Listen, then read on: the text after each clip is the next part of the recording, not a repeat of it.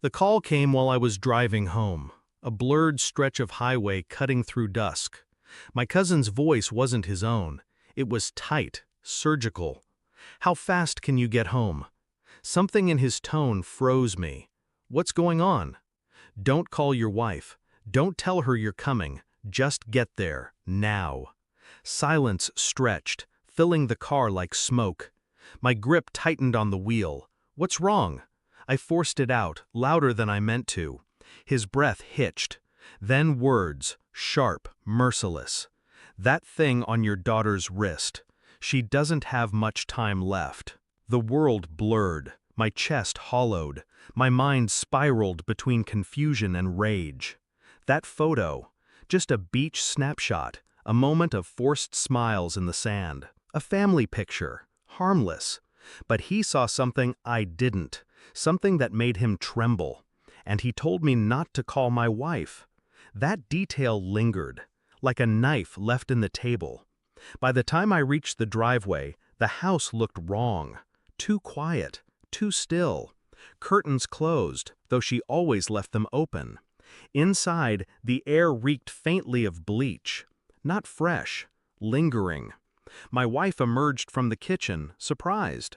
She wasn't supposed to see me until later. Her smile faltered for half a second before she stitched it back into place. "You're home early," she said. I nodded, pretending calm, pretending I didn't feel the walls pressing closer. My eyes slid to my daughter, her small wrist. The bracelet. It wasn't hers. I'd never seen it before. Thin metal, polished, clinical. Too tight. A faint discoloration beneath her skin. My wife noticed my stare. She moved quickly, adjusting the sleeve of my daughter's sweater, hiding it like it was nothing. "Just a little gift," she said softly. "Don't worry." But her eyes betrayed her, flickering, calculating. That's when the truth began whispering. The lie wasn't in the bracelet. The lie was in her face. I said nothing that night. I tucked my daughter into bed, kissed her forehead, and whispered promises I wasn't sure I could keep. She looked pale, her breath shallow. After she slept, I went downstairs. My wife had poured wine. She was waiting. But I walked past her, silent. I searched instead. Quiet, methodical. Phone records, hidden folders in her email. Receipts buried under passwords she thought I didn't know. And there it was. Appointments, private clinics, a name that wasn't mine. Repeated transfers of money. I copied everything, printed it, stared at pages I could hardly breathe over. The bracelet wasn't jewelry, it was medical. A tracking device from a study. Experimental. My daughter had become a subject, not a child. And my wife had signed her over. The why didn't matter. The betrayal was enough. For 2 days I said nothing. I smiled. I let her laugh. I watched her cook, clean, play her role. My silence became its own kind of weapon. I wasn't looking for proof anymore. I already had it. I was just deciding how to let her drown in it. It happened in the kitchen, early morning, my daughter still asleep upstairs. I placed the file on the table, thick, heavy, every page an incision. She glanced at it, then at me. Her hands stilled. "What's that?" I sat across from her, cold, calculated, my voice a whisper. "It's everything." Her fingers trembled before she even opened it. She scanned the first page, and I watched the blood drain from her face. Her lips parted, but no words came. I leaned closer. Why her? Tears welled. She shook her head violently, as if denial could erase ink. "I was trying to save us," she whispered. "Save us." The irony stung.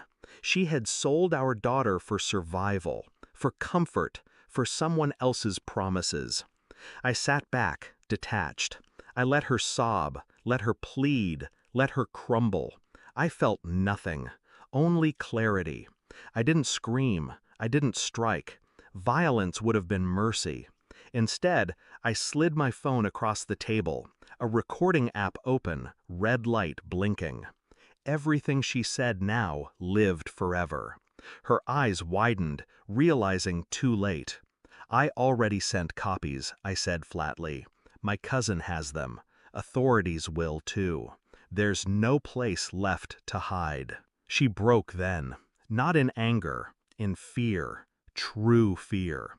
Her breath came shallow, her hands clawed at the file like she could rip the evidence apart. But paper isn't the prison. Truth is. I stood, watched her collapse into the chair, small, powerless. "You don't deserve her," I whispered, "and you never deserved me." And I left her with nothing but silence. I sat outside her room that night, listening to my daughter's steady breathing. She was safe now, for the moment. The system would take care of my wife. She had written her own sentence. And me? I felt hollow, but it wasn't grief, it was freedom. People talk about betrayal like it burns. It doesn't. It freezes, until you're nothing but ice.